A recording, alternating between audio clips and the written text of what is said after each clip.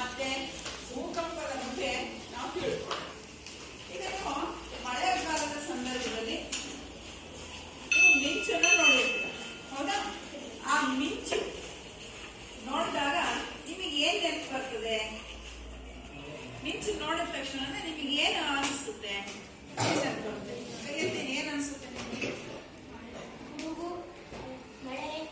ಅದು ಮೂಡು ಮಳೆ ಎಲ್ಲ ಬರುತ್ತೆ. ಅಥವಾ ಮಿಂಚು ನೋಡಿದಾಗ ನಿಮ್ಗೆ ಯಾವ್ದೋ ಒಂದು ಕಲ್ಪನೆ ಬರುತ್ತೆ ನೋಡಿದ್ರೆ? ಮಳೆ ಬರುತ್ತೆ ಅಂತ ಗೊತ್ತಾಗುತ್ತೆ. ಸರಿ, ಆ ಮಿಂಚು ನೋಡಿದಾಗ ಅದನ್ನ ಯಾವ್ದು ಹೋಲಿಕೆ ಮಾಡ್ತೀರ? ಬೆಳಕು ಬರ್ತದೆ, ಹೌದಾ? ಮತ್ತೆ ಹಿಂದೆ ನೆನ್ಪಡ್ತದೆ. ಓಕೆ, ನಾವು ಯಾರು ಯೋಚನೆ ಮಾಡಿಲ್ಲ, ಆದ್ರೆ ಆ ಮಿಂಚಿನ ಬಗ್ಗೆ ನಾವು ಭಯ ಆಗುತ್ತೆ, ಬೆಳಕು ಬರುತ್ತೆ ಅಲ್ವಾ? ಈ ತರ ಮಾಡಿದ್ವಿ. ಆ ಮಿಂಚು ಯಾರಿಗಾರ ಪಡೆದ್ರೆ ಏನಾಗುತ್ತೆ?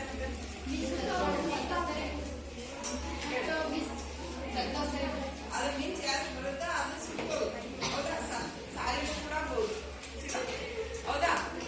ಆದ್ರೆ ಹಾಗಾದ್ರೆ ಅದ್ರಲ್ಲಿ ಏನಿರುತ್ತೆ? ಶಾಖ ಶಕ್ತಿ ಇರುತ್ತೆ. ಅದೇ ರೀತಿ ನೋಡಿ, ಈಗ ನಾನು ಒಂದು ಕಥೆಯನ್ನ ಹೇಳ್ತೀನಿ. ಆ ಮಿಂಚಿನಲ್ಲಿ ಏನಿದೆ ಅನ್ನೋದನ್ನ ಕಂಡುಹಿಡಿದಂತ ಒಬ್ಬ ವಿಜ್ಞಾನಿ. ಆ ವಿಜ್ಞಾನಿಯ ಹೆಸರು ಬೆಂಜಮಿನ್ ಫ್ರಾಂಕ್ಲಿನ್. ಯಾರು? ಬೆಂಜಮಿನ್ ಫ್ರಾಂಕ್ಲಿನ್ ಎಂಬ ವಿಜ್ಞಾನಿ. ನೋಡಿ, ಈ ಬೆಂಜಮಿನ್ ಫ್ರಾಂಕ್ಲಿನ್ ಇವರು ಬಾಲಕರಾಗಿದ್ದಾಗ ಕುಬ್ಜರಾಗಿದ್ರು, ಕುಳ್ಳಗಿದ್ರು. ಆದ್ರೆ ಅವ್ರು ಎಲ್ಲರ ಕಂಡ್ರೆ ಇಷ್ಟಪಡ್ತಿದ್ರು ಅವ್ರ ಊರಲ್ಲಿ. ಯಾಕಂತಂದ್ರೆ ಜಾಸ್ತಿ ಗಾಳಿ ಇರೋ ಸಂದರ್ಭದಲ್ಲಿ ಗಾಳಿಪಟವನ್ನು ಹಾರಿಸ್ತಾರಲ್ಲ, ಆವಾಗ ಅವನು ಕೂಡ ಗಾಳಿಪಟವನ್ನು ಹಾರಿಸ್ತಾ ಇದ್ದ. ಈ ಗಾಳಿಪಟವನ್ನು ಹಾರಿಸೋದ್ರಲ್ಲಿ ಬೆಂಜಮಿನ್ ಫ್ರಾಂಕ್ಲಿನ್ ಎಂಬ ಅದ್ಭುತ ಬಾಲಕ ಬಹಳ ನೈಪುಣ್ಯತೆಯನ್ನು ಪಡೆದಿದ್ದ. ಗಾಳಿಪಟವನ್ನು ಹಾರಿಸೋದ್ರಲ್ಲಿ ಬಹಳ ನಿಪುಣನಾಗಿದ್ದ. ಅವನು ಅಷ್ಟು ಚೆನ್ನಾಗಿ ಗಾಳಿಪಟವನ್ನು ಎತ್ತರಕ್ಕೆ ಹಾರಿಸ್ತಾ ಇದ್ದ. ಅವಾಗ ಜನಗಳೆಲ್ಲ ಅವನನ್ನು ಕಂಡು ಆಕರ್ಷಿತರ, ಎಷ್ಟು ಚೆನ್ನಾಗಿ ಬೆಂಜಮಿನ್ ಫ್ರಾಂಕ್ಲಿನ್ ಗಾಳಿಪಟವನ್ನು ಚೆನ್ನಾಗಿ ಹಾರಿಸ್ತಾರೆ. ಆಮೇಲೆ ಗಾಳಿಪಟವನ್ನು ಹಾರಿಸ್ತಾ ಒಂದು ದಿನ ಅವನಿಗೆ ಆಕಾಶದಲ್ಲಿ ಮಳೆಗಾಲದಲ್ಲಿ ಮಿಂಚು ಉಂಟಾಗೋದನ್ನ ಗಮನಿಸ್ತಾನೆ. ಮಿಂಚು ಉಂಟಾಗೋದನ್ನು ಗಮನಿಸಿದಾಗ ಅವನಿಗೆ ಯೋಚನೆ ಬರುತ್ತೆ, ಹೌದಲ್ಲ, ಈ ಮಿಂಚು ಅಂದ್ರೆ ಏನು? ಇದು ಯಾವ ತರ ಇದೆಯಲ್ಲ, ಇದು ನೋಡಿದ ತಕ್ಷಣನೇ ಅವನಿಗೆ ಏನ್ ಬರುತ್ತೆ? ಆಮೇಲೆ ಕೆಲವು ಅವನು ನೋಡಿರ್ತಾರೆ, ಅವನ ಸುತ್ತಮುತ್ತಲ ಆಗುವ ಘಟನೆಗಳು.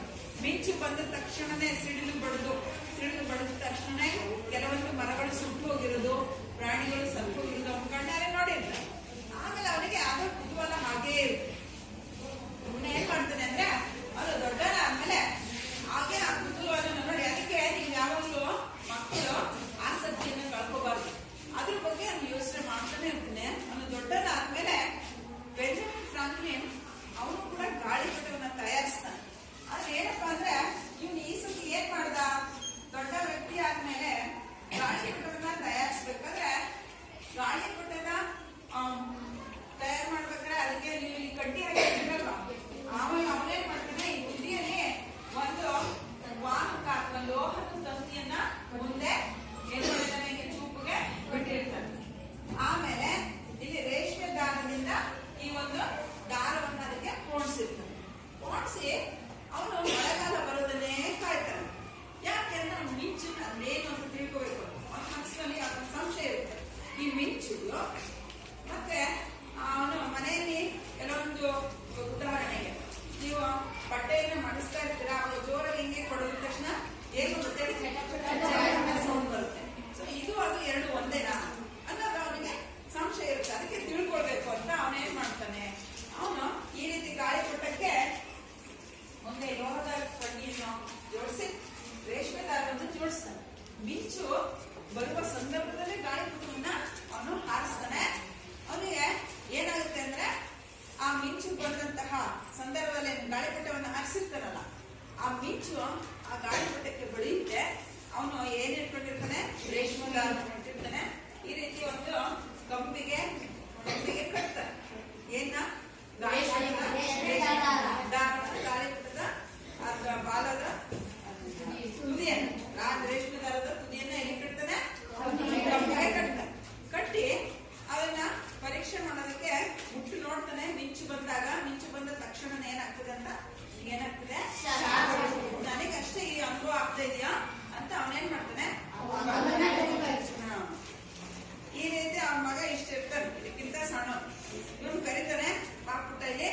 ಗಾಳಿಪಟವನ್ನ ಬಾಲವನ್ನ ಈ ದಾರವನ್ನು ಮುಟ್ಟಿದ ತಕ್ಷಣ ಅವ್ನಿಗೆ ಏನಿಸುತ್ತೆ ತಕ್ಷಣ ಸರಳಂದ ಕೈನ ಹಿಂದೆ ತಗೊಳ್ತಾನೆ. ಅಯ್ಯೋ ನಮ್ಮ ಅಪ್ಪ ನನಗೆ ಏನೋ ಮಾಡ್ಬಿಟ್ಟಂತ ಓಡೋಗಿ ಅವ್ರ ಅಮ್ಮ ಹೇಳ್ತಾನೆ, ನೋಡಿ ಹಿಂಗ್ ಮಾಡ್ತದೆ ಅಂತ. ತಕ್ಷಣ ಅವ್ರ ಅಮ್ಮ ಬರ್ತಾಳೆ. ಅಮ್ಮ ಬಂದು ಏನ್ ಮಾಡ್ತಾ ಇದ್ದೀರ ಅಂತ ಅವಳು ಅನುಭವ. ಅವಾಗ ಆ ರೀತಿ ಒಬ್ರಿಂದೊಬ್ರಿಗೆ ಆ ಊರಿನ ತುಂಬಾ ಸುದ್ದಿ ಆಗ್ಬಿಡುತ್ತೆ. ಬೆಂಜಮಿನ್ ಫ್ರಾಂಕ್ಲಿನ್ ಏನೋ ಒಂದು ವಿಶೇಷವಾದಂತಹ ಕೆಲಸ ಮಾಡ್ತಿದ್ದಾನೆ. ಈ ರೀತಿ ಮಿಂಚು ಬಂದಾಗ ಅದು ಮುಟ್ಟಿದ್ರೆ ಎಲ್ಲರಿಗೂ ಶಾಕ್ ಹೊಡಿತಾ ಇದೆ ಅಂತ. ಅವಾಗ ಅವನು ಹೇಳ್ತಾನೆ, ಇದರಿಂದನೇ ಇದುವೇ ವಿದ್ಯುತ್, ಇದನ್ನ ನಾವು ವಿದ್ಯುತ್ ಶಕ್ತಿ ಅಂತ ಕರಿತೀವಿ ಅಂತ. ಹೀಗೆ ಬೆಂಜಮಿನ್ ಫ್ರಾಂಕ್ಲಿನ್ ಅವರು ವಿದ್ಯುತ್ ಶಕ್ತಿಯನ್ನ ಮೊಟ್ಟ ಮೊದಲ ಬಾರಿಗೆ ಆವಿಷ್ಕಾರವನ್ನ ಮಾಡಿದ್ರು. ಬೆಂಜಮಿನ್ ಫ್ರಾಂಕ್ಲಿನ್ ಅವರು ಅಮೆರಿಕ ದೇಶದ ವಿಜ್ಞಾನಿಯಾದ ಬೆಂಜಮಿನ್ ಫ್ರಾಂಕ್ಲಿನ್ ಅವರು 1752ರಲ್ಲಿ ವಿದ್ಯುತ್ ಶಕ್ತಿಯನ್ನ ಕಂಡುಹಿಡಿದರು. ಏನನ್ನ ಕಂಡುಹಿಡಿದರು?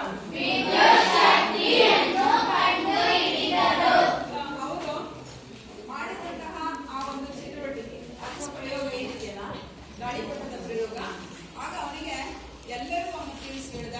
ಇದಕ್ಕೆ ಕಾರಣ ಏನಪ್ಪಾ ಅಂದ್ರೆ ಆವೇಶಗಳ ಹರಿವನ್ನೇ ನಾವು ವಿದ್ಯುತ್ ಪ್ರವಾಹ ಅಂತ ಕರೀತೀವಿ. ಸೊ ನೋಡಿ, ಇಲ್ಲಿ ಉಂಟಾದಂತಹ ಒಂದು ಮಿಂಚಿನಿಂದ ಬಂದಂತಹ ಆವೇಶಗಳು ಏನಾಯ್ತು, ಈ ಗಾಳಿಪಟದ ತುದಿಯಲ್ಲಿರುವಂತಹ ಲೋಹದ ಒಂದು ತಂತಿಯ ಮೂಲಕ ಹರಿದು ಅದು ರೇಷ್ಮೆ ದಾರದ ಮೂಲಕ ಅವ್ರಿಗೆ ಏನಾಯ್ತು, ಅವನಿಗೆ ಕೈಗೆ ಸೇರಿತು. ಆಗ ಅಲ್ಲಿರುವಂತಹ ಆವೇಶಗಳು ಅವನ ಮೈಗೆ ಹರಿದಿರೋದ್ರಿಂದ ಅವನು ಒಂದು ಶಾಕ್ನ ಅನುಭವವನ್ನ ಪಡೆದರು. ಓಕೆನಾ? ಸೊ ಇದನ್ನ ಅವ್ರು ಏನ್ ಹೇಳ್ತಾರೆ ಅಂದ್ರೆ, this is nothing but electricity. ಇದು ಮತ್ತೇನಲ್ಲ, ಇದು ಕೂಡ ವಿದ್ಯುತ್ ಶಕ್ತಿ. ಇದರಲ್ಲಿ ಆವೇಶಗಳಿವೆ. ಈ ಆವೇಶಗಳನ್ನ ಅವರು ದಿನನಿತ್ಯ ಜೀವನದಲ್ಲಿ ನೀವು ಕೂಡ ಗಮನಿಸಿದಿರ, ಹೌದಾ? ಆ ಆವೇಶಗಳು ಅವ್ರು ಏನು ಅಂತ ಅಂದ್ಬಿಟ್ಟು ನಾವಿವತ್ತು ನೋಡೋಣ. ಸೊ ಈ ಆವೇಶಗಳನ್ನ ಇಂಗ್ಲಿಷ್ ನಲ್ಲಿ ಏನಂತಾರೆ? ಚಾರ್ಜಸ್ ಅಂತಾರೆ. ಏನಂತಾರೆ? ಚಾರ್ಜಸ್. ಈ ಆವೇಶಗಳು ಅಂದ್ರೆ ಏನು? ಈ ಆವೇಶಗಳು ಈಗ ವಿದ್ಯುತ್ ಪ್ರವಾಹ ಅಂತಂದ್ರೆ ಅದರಲ್ಲಿ ಆವೇಶಗಳ ಹರಿವು ಉಂಟಾಗುತ್ತದೆ, ವಿದ್ಯುತ್ ಪ್ರವಾಹ ಅದರಲ್ಲಿ. ಆದ್ರೆ ಈ ಆವೇಶಗಳನ್ನ ನಾವು ನಿಮ್ಮೆಲ್ಲರಿಗೂ ಅನುಭವವನ್ನ ಮಾಡಿಸ್ತೇವೆ. ಓಕೆ, ಈಗ ಎಲ್ಲರೂ ನಿನ್ನೆ ನಿಮಗೆ ಹೇಳಿದ್ನಲ್ಲ, ಒಂದೊಂದು ರಿಫಿಲ್ ತಗೊಳ್ಳಿ ಅಂತ ತಗೊಂಡು ರೆಡಿ ಮಾಡಿ ಇಟ್ಕೊಂಡಿದ್ದೀರಾ. ಈಗ ನಾನು ಮಾಡುವ ಚಟುವಟಿಕೆಯನ್ನು ನೀವು ಗಮನಿಸ್ಬಿಟ್ಟು ಏನ್ ಮಾಡ್ಬೇಕು, ನೀವು ಅದೇ ತರ ಮಾಡ್ಬೇಕು. ಇದು ಏನಿದು? ಪೆನ್ನಿನ ರಿಫಿಲ್. ಇಲ್ಲಿ ಕೇಳಿಸ್ಕೊಳ್ಳಿ ಮಕ್ಕಳೇ, ಪೆನ್ನಿನ ರಿಫಿಲ್ ಅನ್ನು ತಗೊಂಡು ಯಾವ್ದಕ್ಕೆ ಉಚ್ಚುತ್ತಾ ಇದ್ದೀನಿ? ಯಾವ್ದಕ್ಕೆ ಉಚ್ಚುತ್ತಾ ಇದ್ದೀನಿ? ಪಾಲಿಥೀನ್ ಅಥವಾ ಪ್ಲಾಸ್ಟಿಕ್ ಕವರ್ಗೆ ಉಜ್ಜಬೇಕು. ಹೀಗೆ ಉಜ್ಜಿ ಏನ್ ಮಾಡ್ಬೇಕು? ಅದನ್ನ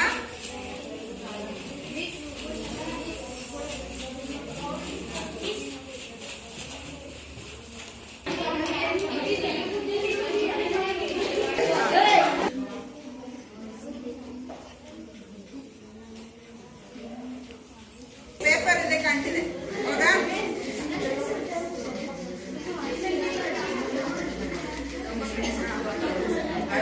ಇಲ್ಲಿ ಎರಡು ವಸ್ತುಗಳನ್ನ, ನಿರ್ದಿಷ್ಟ ವಸ್ತುಗಳನ್ನ ಪರಸ್ಪರ ಉಜ್ಜಿದಾಗ ಅವುಗಳ ನಡುವೆ ಏನಾಗ್ತದೆ? ಆವೇಶಗಳು ಉತ್ಪತ್ತಿ ಆಗ್ತಾ ಇದೆ.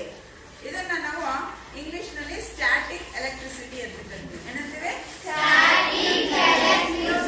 ಓಕೆ, ಈಗ ಮಕ್ಕಳೇ ನೀವು ಕೂಡ ಮಾಡಿ ಆಯ್ತಾ? ನಾನು ಇವಾಗ ಒಂದೊಂದೇ ಬೆಂಚಿಗೆ ಬರ್ತೀನಿ, ನೋಡೋಣ ಮಾಡಿ. ಈಗ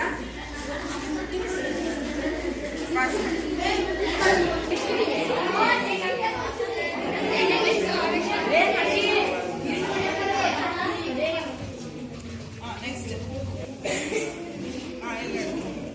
ಇಲ್ಲಿ ಎಷ್ಟು ಚೆನ್ನಾಗಿ ಹೇಳ್ತಿದ್ದಿಲ್ಲ? S, very good.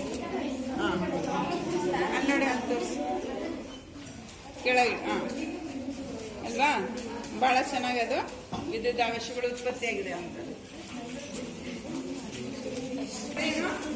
ಉಜ್ಜಿದಾನೆ ಸ್ಕೇಲಿ ಏನಾಗ್ತಾ ಇದೆ ಇಲ್ಲಿ? ಪೇಪರ್ನ ಚೂರುಗಳು ಅಂಟ್ತಾ ಇದೆ. ಕಡೆ ತೋರಿಸು, ಅಂಟಿದೆ ಅಲ್ವಾ? ನೆಕ್ಸ್ಟ್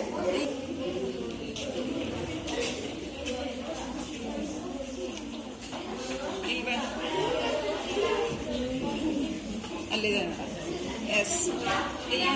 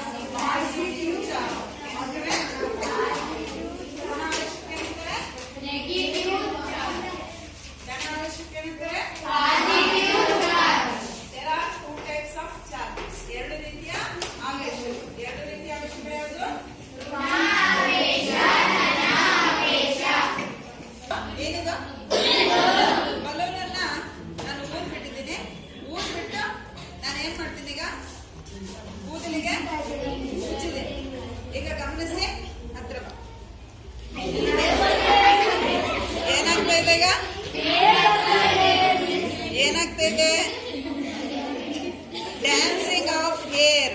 ಏರ್ ಡ್ಯಾನ್ಸ್ ಮಾಡ್ತಾ ಇದೆ ಅಲ್ವಾ? ಯಾಕೆ? ಆವೇಶಗಳು ಉತ್ಪತ್ತಿಯಾಗಿದೆ. ಕೂತ್ಕೋ. ಇಲ್ಲ ನೋಡಿ, ಇಲ್ಲಿ ಕೂದಲು ಈಗ ಒಣ ಕೂದಲು. ನೆನ್ನೆ ಒಂದು ತಲೆ ಸ್ನಾನ ಮಾಡ್ಬೋದಿದ್ದಾರಲ್ಲ, ಎಣ್ಣೆ ಇಲ್ಲ ಆಮೇಲೆ ತಲೆ ಸ್ನಾನ ಮಾಡೋದ್ರಿಂದ ಕೂದಲಿಗೆ ನಾನು ಏನ್ ಮಾಡಿದೆ? ಬಲೂನನ್ನ ಮುಚ್ಚಿದಾಗ ಬಲೂನಿನಲ್ಲಿ ಆವೇಶಗಳು ಉತ್ಪತ್ತಿಯಾಗಿದ್ದಾವೆ. ಅಲ್ಲಿ ವಿರುದ್ಧವಾದ ಆವೇಶಗಳು ಇರೋದ್ರಿಂದ ಅವು ಪರಸ್ಪರ ಏನಾಗಿದ್ದಾವೆ? ಆಕರ್ಷಿಸವಾಗಿದ್ದಾವೆ. ಓಕೆ, ಆ ಆವೇಶಗಳ ಗುಣವನ್ನ ನಾವು ನೋಡೋಣ. ಓಕೆ, ನೋಡಿ ಈಗ ಆವೇಶ ಗುಣಗಳನ್ನ ನಾವು ನೋಡೋಣ. ಆವೇಶ ಬರ್ಕೊಳ್ಳಿ. ಆವೇಶಗಳ ಗುಣಗಳು. ಆವೇಶಗಳಲ್ಲಿ ಎಷ್ಟು ವಿಧ? ಪದ ಕೇಳು. ಪದ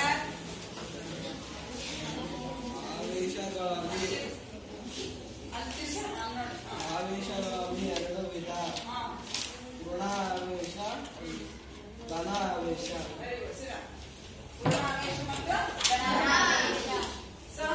ಎರಡು ಸಜಾತೀಯ ಆವೇಶಗಳು ಪರಸ್ಪರ ವಿಕರ್ಷಿಸುತ್ತವೆ, ಅಂದ್ರೆ ದೂರ ತಳ್ಳುತ್ತವೆ. ವಿಜಾತೀಯ ಆವೇಶಗಳು ಪರಸ್ಪರ ಬರೀರಿ. ಸಜಾತೀಯ ಆವೇಶಗಳು ಪರಸ್ಪರ ವಿಕರ್ಷಿಸುತ್ತವೆ.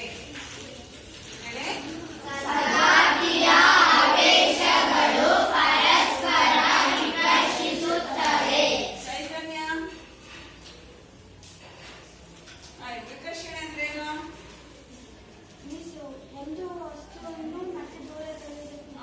Very good. ಸಿಗ ಪರಸ್ಪರ ವಿಕರ್ಷಿಸುತ್ತವೆ ಅಂದ್ರೆ ದೂರ ತಳ್ಳುತ್ತವೆ. ಸಜಾತೀಯ ಆವೇಶಗಳು ಘನ ಮತ್ತು ಧನಾವೇಶ ಏನ್ ಮಾಡುತ್ತೆ? ಒಂದನ್ನೊಂದು ವಿಕರ್ಷಿಸುತ್ತವೆ, ದೂರ ತಳ್ಳುತ್ತದೆ. ಅದೇ ರೀತಿ ಋಣಾವೇಶ ಮತ್ತು ಋಣಾವೇಶ ವಿಕರ್ಷಿಸುತ್ತವೆ.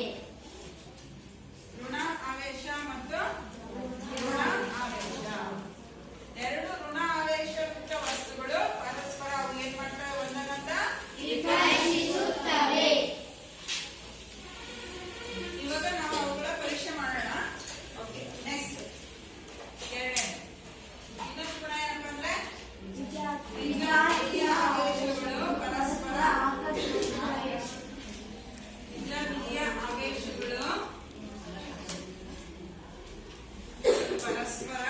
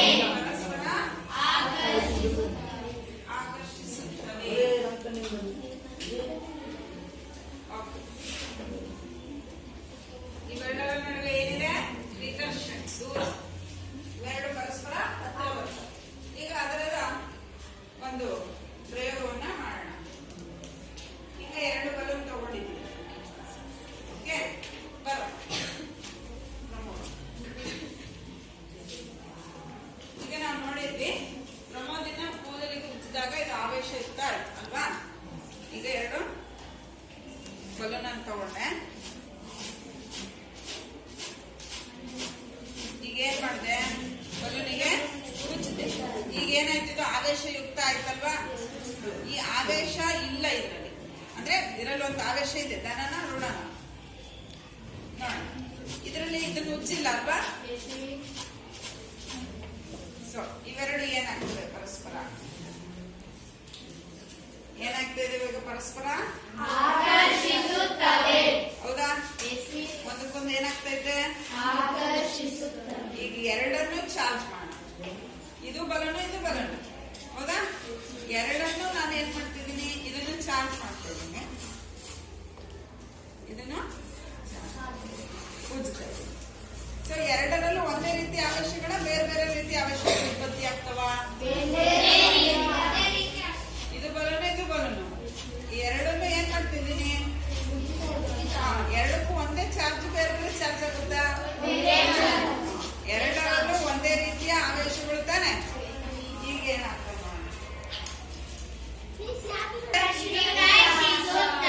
ದೂರ ಹೋಯ್ತಾ? ನೋಡಿ ಹತ್ರ ತಂದ್ರು ಏನಾಗ್ತವೆ ಒಂದಕ್ಕೊಂದು? ನೋಡಿ ಹತ್ರ ಹೋದ್ರು ಏನಾಗ್ತವೆ ಅವು ಒಂದಕ್ಕೊಂದು?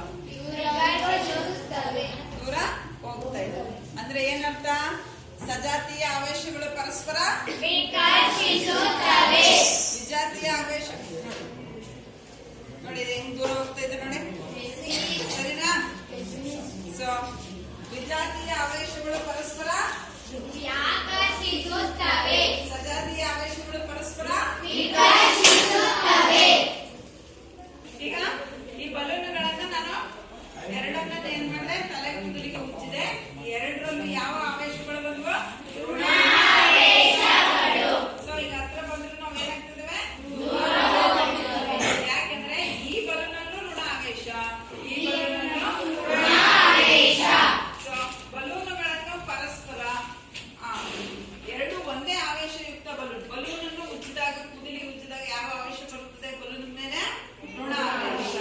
ಸೊ ಎರಡು ಋಣ ಆವೇಶಯುಕ್ತ ಬಲೂನುಗಳನ್ನು ಪರಸ್ಪರ ಹತ್ತಿರ ತಂದಾಗ ಏನಾಗ್ತದೆ?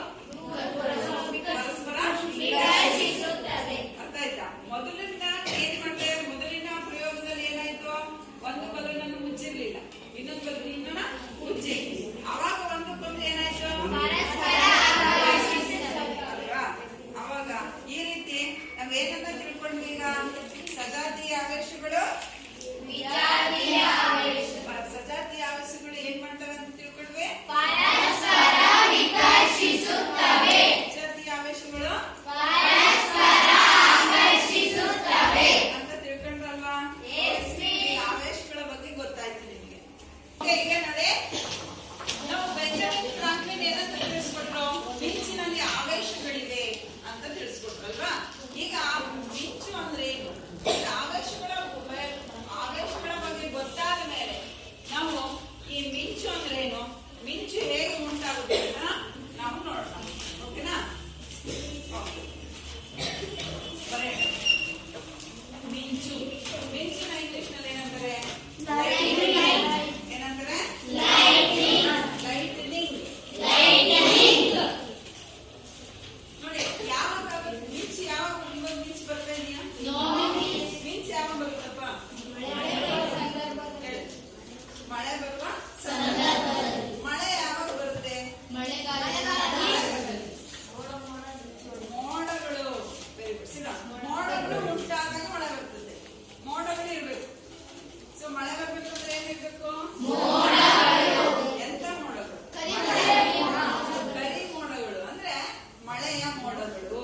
ಹೀಗೆ ಬಿಳಿ ಮೋಡಗಳಲ್ಲಿ ಮಳೆ ಬರುತ್ತೆ, ಹೌದಾ? ಮಳೆಯ ಮೋಡಗಳು. ಮಳೆಯ ಮೋಡಗಳು ಬಂದಾಗ ಆ ಮಳೆಯ ಮೋಡಗಳಲ್ಲಿ ಆವೇಶಗಳು ಇರುತ್ತೆ. ಅರ್ಥ ಆಯ್ತಾ?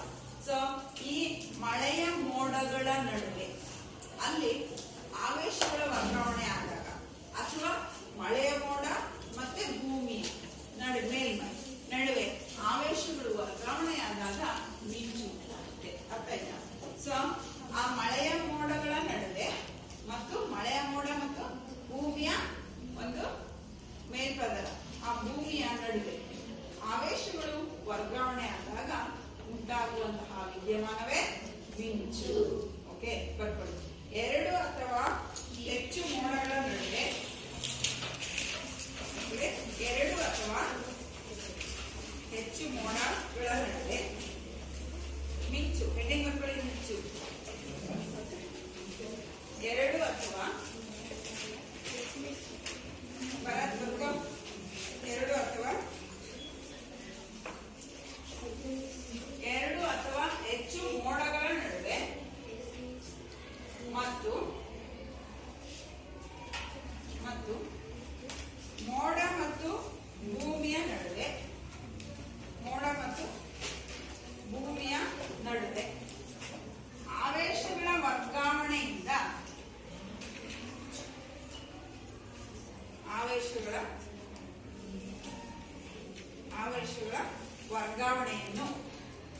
ಆವೇಶಗಳ ವರ್ಗಾವಣೆಯನ್ನು ಮಿಂಚು ಎನ್ನುವರು.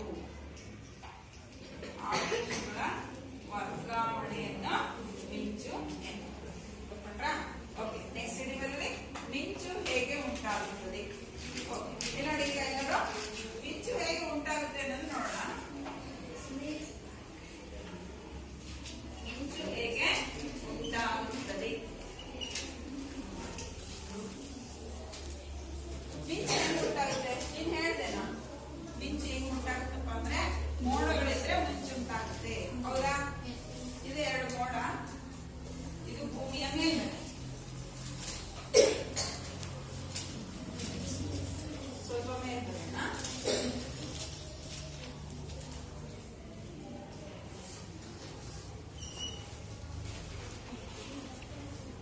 ಇಲ್ಲಿ ಆವೇಶಗಳಿರುತ್ತೆ. ಎರಡು ಮೋಡಗಳಲ್ಲಿ ಎರಡು ವಿರುದ್ಧ ಆವೇಶಗಳು ಇರ್ತವೆ. ಆ ಆವೇಶಗಳು ಒಂದು ಮೋಡದಿಂದ ಇನ್ನೊಂದು ಮೋಡಕ್ಕೆ ವರ್ಗಾವಣೆ ಆದಾಗ ಆಗ ಏನಾಗ್ತದೆ? ಮಿಂಚು ಉಂಟಾಗುತ್ತೆ. ಅದೇ ರೀತಿ ಭೂಮಿಯ ಮೇಲ್ಮೈ ಮೇಲೆ ಧನ ಆವೇಶಗಳು ಉಂಟಾಗುತ್ತೆ.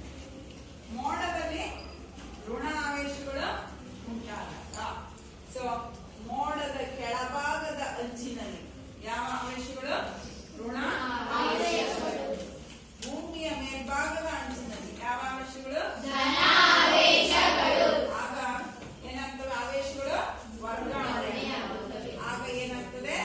ಮಿಂಚು ಉಂಟಾಗುತ್ತದೆ. ಅರ್ಥ ಆಯ್ತಾ?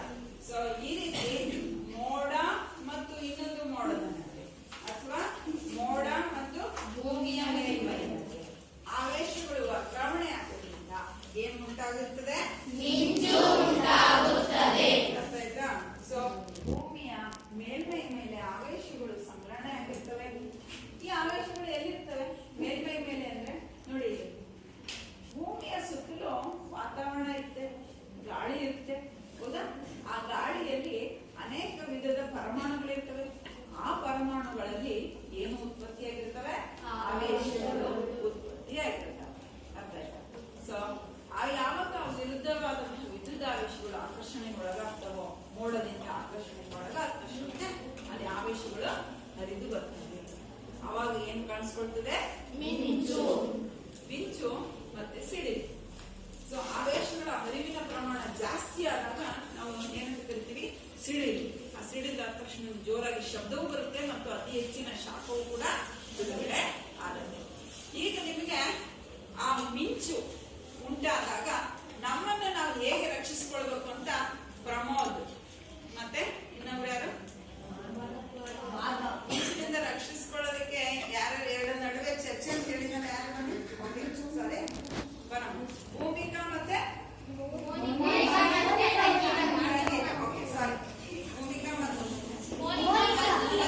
ಸಂಗೀತವನ್ನೇ ಇವರಿಬ್ರು ಮಿಂಚಿನಿಂದ ನಮ್ಮನ್ನ ನಾವು ಯಾವ ರೀತಿ ರಕ್ಷಿಸಿಕೊಳ್ಬೇಕು ಎಂಬುದರ ಒಂದು ಚರ್ಚೆಯನ್ನ ಮಾಡ್ತೇವೆ. ನಾನು 8ನೇ ತರಗತಿಯಲ್ಲಿ ಓದುತ್ತಿದ್ದೇನೆ. ನನ್ನ ಹೆಸರು ಮೋನಿಕಾ. ನಾನು 8ನೇ ತರಗತಿಯಲ್ಲಿ ಓದುತ್ತಿದ್ದೇವೆ. ನಾವು ಇಂದು ಮಿಂಚಿನ ಬಗ್ಗೆ ಚರ್ಚಿಸುತ್ತೇವೆ. ಸಂಗೀತ, ಮಿಂಚಿನ ವಿಧಾನಗಳು ಯಾವುವು ಅಂತ ಹೇಳ್ತೀರಾ? ನಾವು ರಕ್ಷಿಸಿಕೊಳ್ಳುವ ವಿಧಾನಗಳು ಹೇಳ್ತೀರಾ? ನಾವು ಮನೆಯ ಒಳಗಿದ್ದರೆ ಮಿಂಚು ಬರುವಾಗ ಮಿಂಚು ಬಂದ ನಂತರ ನಾವು ಹೊರಗೆ ಹೋಗಬಾರದು. ಮಿಂಚು ಬಂದ ನಂತರ ನಾವು ಸ್ವಲ್ಪ ಸಮಯ ಕಾಯಬೇಕು. ಆ ನಂತರ ಬೇಕಾದರೆ ಹೊರಗೆ ಹೋಗಬಹುದು. ಸುರಕ್ಷಿತ ಪ್ರದೇಶಗಳು ಯಾವುವು? ನಾವು ಮನೆ ಅಥವಾ ಕಟ್ಟಡ ಸುರಕ್ಷಿತವಾಗಿದೆ ಅಥವಾ ನಾವು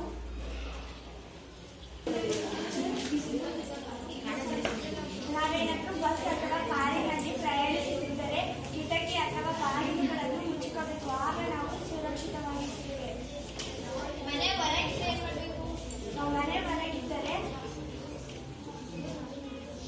ಅಂದರೆ ಮೋಟಾರ್ ಬೈಕ್ಗಳು, ಟ್ರ್ಯಾಕ್ಟರ್ಗಳು, ಕಾರುಗಳು ಇವುಗಳಲ್ಲಿ ನಾವು ಕಿಟಕಿ ಬಾಗಿಲುಗಳನ್ನು ಮುಚ್ಚಿಕೊಳ್ಳಬೇಕು. ನಾವೇನಾದರೂ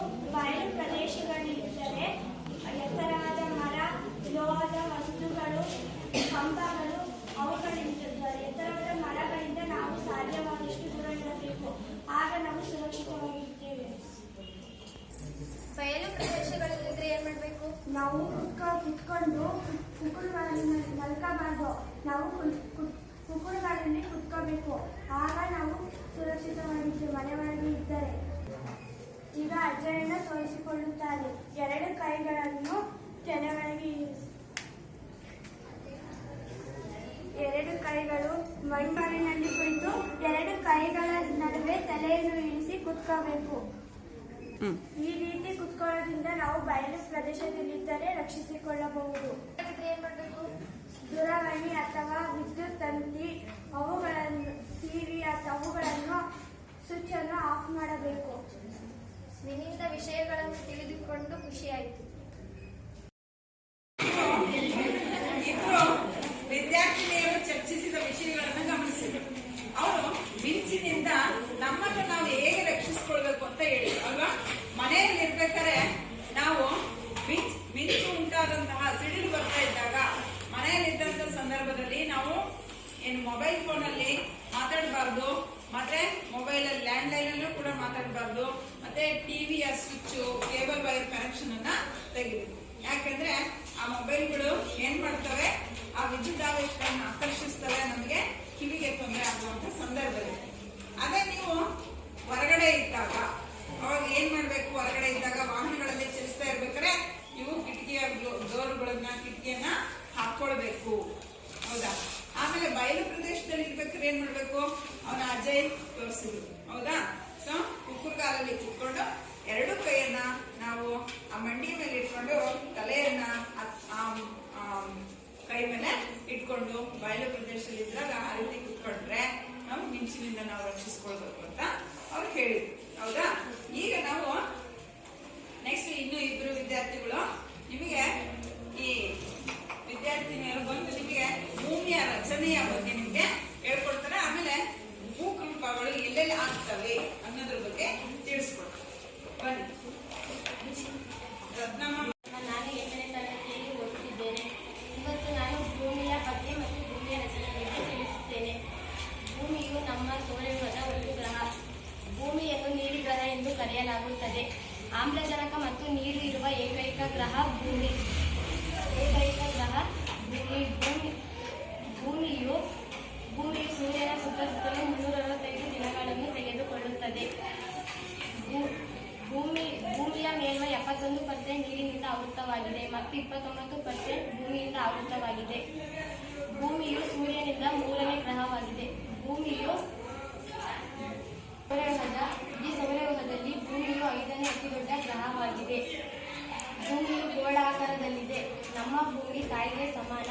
ಹಾಗಾಗಿ ಅದನ್ನು ಸುರಕ್ಷಿತವಾಗಿ ಮತ್ತು ಸ್ವಚ್ಛವಾಗಿ ಮತ್ತು ಆರೋಗ್ಯವಾಗಿ ಇರಿಸುವುದು ನಮ್ಮ ಜವಾಬ್ದಾರಿ. ಇಡೀ ಸೌರವ್ಯೂಹದಲ್ಲಿ ಜೀವಿಯನ್ನು ಹೊಂದಿರುವ ಏಕೈಕ ಗ್ರಹ ಭೂಮಿ. ವಿಜ್ಞಾನಿಗಳ ಪ್ರಕಾರ ಭೂಮಿಯು 4.5 ಶತಕೋಟಿ ವರ್ಷಗಳಷ್ಟು ಹಳೆಯದಾಗಿದೆ.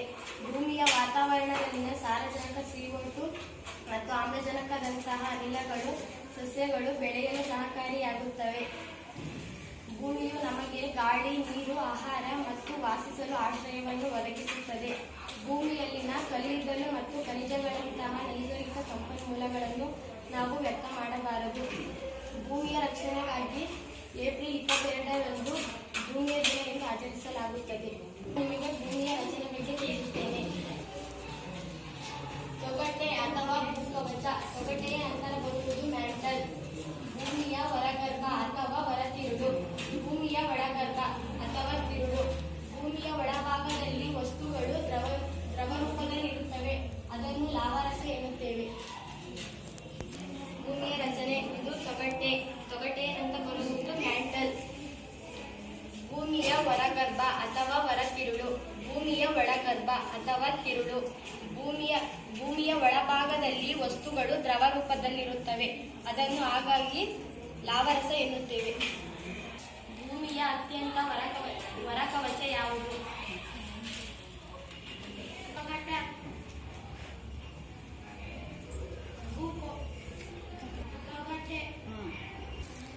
ಈ ಅತ್ಯಂತ ಒಳಭಾಗವನ್ನು ಏನೆಂದು ಕರೆಯುತ್ತೇವೆ? ಒಳಗರ್ಭ ಅಥವಾ ತಿರುಳು. ಇದು ನಾನು ಹೇಳಿದ ಭೂಮಿಯ ರಚನೆ ಬಗ್ಗೆ ತಿಳಿದುಕೊಂಡಿದ್ದೀರಿ. ಧನ್ಯವಾದ. ನನ್ನ ಹೆಸರು ಸನ್ನಿಧಿ. ನಾನು 8ನೇ ತರಗತಿಯಲ್ಲಿ ಓದುತ್ತಿದ್ದೇನೆ. ಈಗ ರತ್ನಮ್ಮ ಭೂಮಿಯ ರಚನೆ ಬಗ್ಗೆ ತಿಳಿಸಿಕೊಟ್ರು.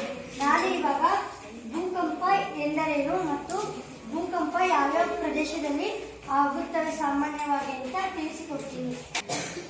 ಭಾರತದಲ್ಲಿ ಸಾಮಾನ್ಯವಾಗಿ ಹೆಚ್ಚಾಗಿ ಭೂಕಂಪ ಸಂಭವಿಸುವಂತಹ ಪ್ರದೇಶಗಳನ್ನು ನಾನು ನಿಮಗೆ ತಿಳಿಸಿಕೊಡ್ತೀನಿ. ಭೂಕಂಪ ಎಂದರೇನು? ಭೂಮಿಯ ಹಠಾತ್ ಅಲುಗಾಡುವಿಕೆ ಅಥವಾ ನಡುಗುವಿಕೆಯನ್ನು ಭೂಕಂಪ ಎನ್ನುವರು ಮತ್ತು ಭೂತುಗಟೆಯ ತಳಭಾಗದಲ್ಲಿ ಉಂಟಾಗುವ ಅಡಚಣೆಯಿಂದ ಭೂಕಂಪ ಉಂಟಾಗುತ್ತದೆ. ಭೂಮಿಯ ಎಲ್ಲ ಕಡೆ ಯಾವುದೇ ಸಮಯದಲ್ಲಾದರೂ ಭೂಕಂಪ ಸಂಭವಿಸಬಹುದು. ಇವುಗಳನ್ನು ಮೊದಲೇ ಗುರುತಿಸಲು ಸಾಧ್ಯವಿಲ್ಲ. ಅವು ಕಟ್ಟಡಗಳು, ಸೇತುವೆಗಳು, ಅಣೆಕಟ್ಟುಗಳು ಇವುಗಳು ಮುರಿದು ಬೀಳುವುದರಿಂದ ಜನಸಾಮಾನ್ಯರಿಗೆ ಅಪಾರ ಹಾನಿ ಉಂಟಾಗುತ್ತದೆ. ಅತಿ ದೊಡ್ಡ ಪ್ರಮಾಣದಲ್ಲಿ ಜೀವ ಮತ್ತು ಸಂಪತ್ತಿಗೆ ನಷ್ಟ ಉಂಟಾಗುತ್ತದೆ. ಭಾರತದಲ್ಲಿ ಸಾಮಾನ್ಯವಾಗಿ ಉಂಟಾಗುವ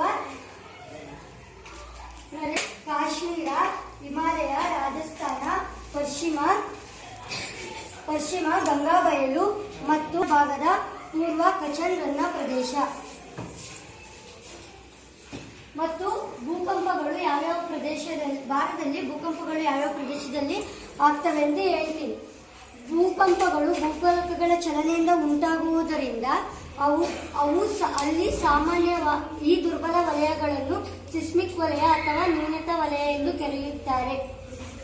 ಯುರೇಷಿಯಾ ಪ್ರಸ್ಥಭೂಮಿ, ಟಿಬೆಟ್ ಪ್ರಸ್ಥಭೂಮಿ, ಹಿಮಾಲಯ, ಗಂಗಾ ಬಯಲು, ಮೌಂಟ್ ಎವರೆಸ್ಟ್, ಭಾರತೀಯ ಪ್ರಸ್ಥಭೂಮಿ ಮತ್ತು ಹಿಂದೂ ಮಹಾಸಾಗರದಲ್ಲಿ ಅತಿ ಹೆಚ್ಚು ಭೂಕಂಪಗಳು ಆಗುತ್ತವೆ.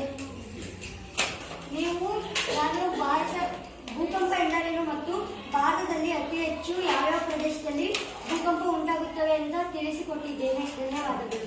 ಓಕೆ ನೋಡಿ, ಇದುವರೆಗೂ ನಿಮಗೆ ರತ್ನಮ್ಮ ಅವರು ಭೂಮಿಯ ರಚನೆ ಬಗ್ಗೆ ತಿಳಿಸಿಕೊಟ್ರು. ಆಮೇಲೆ ಭೂಕಂಪ ಅಂದ್ರೆ ಏನು, ಭಾರತದಲ್ಲಿ ಯಾವ್ಯಾವ ಪ್ರದೇಶದಲ್ಲಿ ಭೂಕಂಪ ಆಗುತ್ತೆ ಅಂತ ನಿಮಗೆಲ್ಲ ತಿಳಿಸ್ಕೊಟ್ಟಿದ್ದಾರೆ, ಹೌದಲ್ಲ?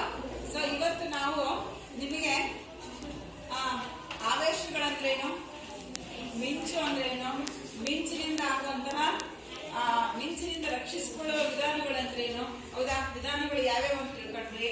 ಆಮೇಲೆ ಭೂಮಿಯ ರಚನೆ ಬಗ್ಗೆ, ಮತ್ತೆ ಭೂಕಂಪ ಅಂದ್ರೇನು, ಮತ್ತೆ ಭೂಕಂಪ ಎಲ್ಲೆಲ್ಲಾಗುತ್ತೆ ಅಂತ ತಿಳ್ಕೊಂಡ್ರಿ, ಹೌದಾ? ಏನಪ್ಪ? ಅತಿ ಹೆಚ್ಚು ಪ್ರಪಂಚದಲ್ಲಿ ಭೂಕಂಪ ಆಗುವ ಪ್ರದೇಶ ಯಾವುದು? ಭಾರತದಲ್ಲಿ. ಇಡೀ ನಮ್ಮ ಈ ಭೂಮಿಯ ಮೇಲೆ ಅನೇಕ ದೇಶಗಳಿದೆಯಲ್ಲ, ಈ ಎಲ್ಲ ದೇಶಗಳಿಗಿಂತಲೂ ಅತಿ ಹೆಚ್ಚು ಭೂಕಂಪ ಸಂಭವಿಸುವಂತಹ ದೇಶ ಯಾವಪ್ಪ ಅಂದ್ರೆ ಜಪಾನ್. ಯಾವ ದೇಶ? ಜಪಾನ್ ಯಾವ ಖಂಡದಲ್ಲಿದೆ? ಏಷ್ಯಾ ಖಂಡದಲ್ಲಿದೆ ತಾನೆ? ಓಕೆ, ಈ ಏಷ್ಯಾ ಖಂಡದಲ್ಲಿದೆ. ನಮ್ಮ ದೇಶ ಕೂಡ ಯಾವ ಖಂಡದಲ್ಲಿದೆ? ನಮ್ಮ ದೇಶವೂ ಕೂಡ ಏಷ್ಯಾ ಖಂಡದಲ್ಲಿದೆ. ಆದ್ರೂ ಜಪಾನ್ ಅತಿ ಹೆಚ್ಚು ಬಹಳ ಚಿಕ್ಕ ದೇಶ ಆದ್ರೂ ಕೂಡ ಅತಿ ಹೆಚ್ಚು ಭೂಕಂಪದಿಂದ ಬಳಲುತ್ತೆ. ನಿಮಗೆ ಗೊತ್ತಿದೆಯಾ, ಈ ಜಪಾನ್ ಒಂದು ವರ್ಷಕ್ಕೆ ಸುಮಾರು 1000ರಿಂದ 1500 ಬಾರಿ ಭೂಕಂಪಗಳನ್ನ ಅದು ಎದುರಿಸುತ್ತೆ. ಗೊತ್ತಿದೆಯಾ ನಿಮಗೆ? ಎಷ್ಟು ಬಾರಿ? ಸುಮಾರು 1000ರಿಂದ 1500 ಬಾರಿ ಭೂಕಂಪಗಳು ಆ ದೇಶದಲ್ಲಿ ಒಂದು ವರ್ಷಕ್ಕೆ ನಡೆಯುತ್ತೆ. ಗೊತ್ತಾಯ್ತಾ? ಸೊ ಭೂಕಂಪಗಳು ಅಲ್ಲಿ ನಡೆಯುತ್ತದೆ. ಏನಪ್ಪ?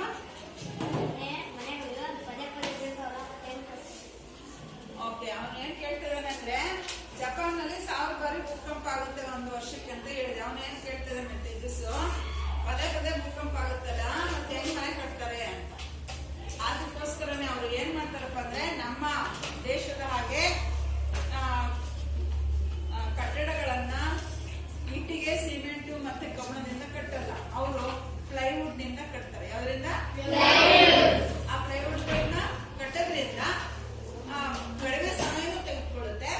ಪದೇ ಪದೇ ಭೂಕಂಪ ಆದ್ರೂ ಹೆಚ್ಚು ಹಾನಿ ಆಗಲ್ಲ, ಮತ್ತೆ ಆರ್ಥಿಕವಾಗಿ ಕೂಡ ಜಾಸ್ತಿ ಹಾನಿ ಉಂಟಾಗಲ್ಲ. ಅರ್ಥ ಆಯ್ತಾ? ಹೀಗೆ ಆ ದೇಶದಲ್ಲಿ ಯಾವಾಗಲೂ ಸಾಮಾನ್ಯವಾಗಿ ಪ್ಲೈವುಡ್ ಇಂದ ಮನೆಗಳನ್ನ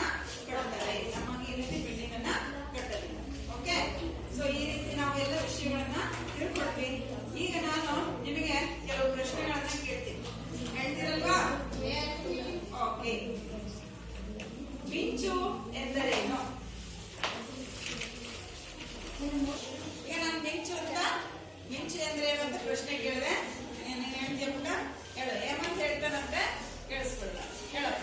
2 ಅಥವಾ ಹೆಚ್ಚು ಮೋಡಗಳ ನಡುವೆ ಅಥವಾ ಮೋಡ ಮತ್ತು ಭೂಮಿಯ ನಡುವೆ ಆವೇಶಗಳು ವರ್ಗಾವಣೆ ಆದರೆ ಅದನ್ನು ಮಿಂಚು ಎನ್ನುವುದು. ಸೊ ಆವೇಶಗಳು ವಿಸರ್ಜನೆ ಆಗುವ ಪ್ರಕ್ರಿಯೆ ಏನಂತ ಕರಿತೀವಿ?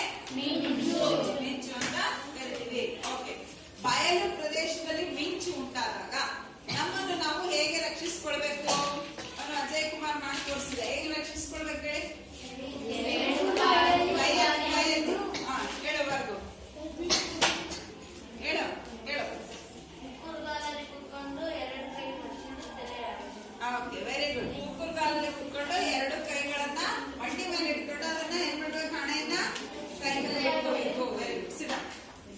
ಭಾರತದಲ್ಲಿ ಅದಕ್ಕಿಂತ ಮುಂಚೆ ಭೂಮಿಯ ಅತ್ಯಂತ ಹೊರಕವಚವನ್ನು ಏನೆಂದು ಕರೆಯುತ್ತೇವೆ? ಕರೀತಿ. ಇಷ್ಟು ದಿನ ಗೊತ್ತಾ? ಕರೀತಿ. ಭೂಮಿಯನ್ನ ಅತ್ಯಂತ ಹೊರಕವಚವನ್ನು ಏನೆಂದು ಕರಿತೀವಿ? ತೊಗಟೆ ಅಥವಾ ಇನ್ನೊಂದು ಹೆಸರೇನು ಅದಕ್ಕೆ? ಭೂಕವಚ ಅಥವಾ ತೊಗಟೆ. ಓಕೆ. ಭಾರತದಲ್ಲಿ ಅತಿ ಹೆಚ್ಚು ಭೂಕಂಪ ಉಂಟಾಗುವ ಪ್ರದೇಶಗಳು ಯಾವ್ಯಾವ ಅಂತ ಹೇಳಿದ್ರು ಅವರು? ಎಸ್ ಯಾರು ಹೇಳ್ತೀರಾ? ಎದಡೆ ಹೇಳಪ್ಪ. ಟಿಬೆಟ್ ಪ್ರಸ್ಥಭೂಮಿ, ಗಂಗಾಬಯಲು, ನಿರಾಯಿಯ ಪ್ರಸ್ಥಭೂಮಿ. ಓಕೆ. ಟಿಬೆಟ್ ಪ್ರಸ್ಥಭೂಮಿ, ಗಂಗಾಬಯಲು ಪ್ರದೇಶ, ಮತ್ತೆ ಮೌಂಟ್ ಎವರೆಸ್ಟ್, ಮತ್ತೆ ಹಿಮಾಲಯ. ಇಲ್ಲೆಲ್ಲ ಏನ್ ಮಾಡಿ ಅತಿ ಹೆಚ್ಚು ಭಾರತದಲ್ಲಿ ಉಂಟಾಗುವಂತಹ ಪ್ರದೇಶ. 2001ರಲ್ಲಿ ಗುಜರಾತ್ನ ಭೂಜ್ನಲ್ಲಿ ಅತಿ ಹೆಚ್ಚು ಹಾನಿಯನ್ನು ಉಂಟು ಮಾಡಿದಂತಹ ಭೂಕಂಪ ಉಂಟಾಯಿತು. ಎಷ್ಟರಲ್ಲಿ? ಅಪಾರ ಪ್ರಮಾಣದ ನಷ್ಟ ಉಂಟಾಯಿತು. ಓಕೆ. ಈ ಭೂಕಂಪವನ್ನು ಅಳೆಯೋದಕ್ಕೆ ನಾವು ರಿಕ್ಟರ್ ಭೂಕಂಪವನ್ನು ಅಳೆಯುವ ಏಕಮಾನ ಯಾವ್ದಪ್ಪ ಅಂದ್ರೆ ರಿಕ್ಟರ್. ಯಾವ್ದು? ರಿಕ್ಟರ್. ಯಾವ್ದು? ರಿಕ್ಟರ್. ಇವಾಗ ನಾವು ಸಮಯವನ್ನು ಅಳೆಯುವ ಏಕಮಾನ ಯಾವುದು? ಸಮಯನ ಯಾವ್ದು ಅಳತೆ ಮಾಡ್ತೀವಿ? ಏಕಮಾನ ಯಾವುದು? ಸಮಯ, ಟೈಮ್. ಅದೇ ಯಾವುದು? ಗಂಟೆ. ಹೌದಾ? ನಿಮಿಷ, ಸೆಕೆಂಡ್. ಅದೇ ರೀತಿ ಅದು ಸಾಧನ. ವಾಚ್ ಅಂದ್ರೆ ಸಾಧನ, ಉಪಕರಣ. ಏಕಮಾನ ಯಾವುದು? ಗಂಟೆ, ನಿಮಿಷ, ಸೆಕೆಂಡ್. ಅದೇ ರೀತಿ ಭೂಕಂಪವನ್ನು ಅಳೆಯುವ ಏಕಮಾನ ಯಾವುದು? ಇಷ್ಟು ರಿಕ್ಟರ್ಗಳು. 3.5 ರಿಕ್ಟರ್ ಅಂತ ಕರಿತೀವಿ. ಓಕೆನಾ? ಓಕೆ. ಇವಾಗ ನಾವು ಹೋಮ್ವರ್ಕ್ ನ ಮಕ್ಕಳು ಎಲ್ಲರೂ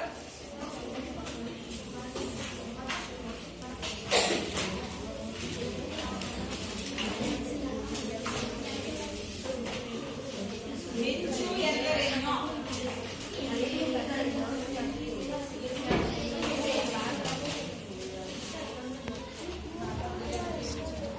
ಹೋಮ್ವರ್ಕಿಗೆ ನೋಡಿ, ಮಿಂಚು ಅಂದ್ರೇನು, ಮಿಂಚಿನಿಂದ ರಕ್ಷಿಸಿಕೊಳ್ಳುವ ವಿಧಾನಗಳು ಯಾವ್ಯಾವು ಅಂತ ಬರಿಬೇಕು. ನೆಕ್ಸ್ಟ್ ಭೂಮಿಯ ರಚನೆಯನ್ನ ಬರೆದು ಭಾಗವನ್ನ ಗುರುತಿಸಬೇಕು. ನೀಟಾಗಿ ಬರ್ಕೊಂಡ್ಬರ್ಬೇಕು. ಓಕೆನಾ? ಆಮೇಲೆ ಭೂಕಂಪ ಅಂದ್ರೇನು, ಭಾರತದಲ್ಲಿ ಅತಿ ಹೆಚ್ಚು ಭೂಕಂಪ ಉಂಟಾಗುವ ಪ್ರದೇಶಗಳು ಯಾವ ಅಂತ ತಿಳ್ಕೊಂಡಿದ್ರೆ ಅವನು ಬರೀರಿ. ಆಮೇಲೆ ಭೂಕಂಪವನ್ನು ಅಳೆಯುವ ಏಕಮಾನ ಯಾವುದು ಅಂತ ನಾನು ಹೇಳಿದೆ. ಹೌದಾ? ನೆನ್ಪಿಟ್ಕೊಂಡು ಬರ್ಕೊಂಬರ್ರಿ. ಇನ್ನೊಂದು ನಿಮಗೆ ಮನೇಲಿ ಒಂದು ಹೋಮ್ವರ್ಕ್ ಪ್ರಶ್ನೆ ಕೊಡ್ತೀನಿ. ಈಗ ನಾವು ಟೈಮ್ ಅನ್ನ ಅಳೆಯುವ ಏಕಮಾನ ಏನಂತ ಹೇಳಿದ್ವಿ? ಗಂಟೆ, ನಿಮಿಷ, ಸೆಕೆಂಡ್. ಟೈಮ್ ಅನ್ನ, ಕಾಲವನ್ನು ಅಳೆಯಲು ಬಳಸುವ ಸಾಧನ ಯಾವುದು? ಉಪಕರಣ ಯಾವುದು? ವಾಚ್ ಅಥವಾ ಗಡಿಯಾರ. ಅದೇ ತರ ಭೂಕಂಪವನ್ನು ಅಳೆಯುವ ಏಕಮಾನ ಹೇಳಿದೆ ಯಾವುದು? ಮತ್ತೆ ನೀವು ಏನ್ ತಿಳ್ಕೊಬರ್ಬೇಕಂದ್ರೆ ಭೂಕಂಪವನ್ನು ಅಳೆಯಲು ಬಳಸುವ ಸಾಧನ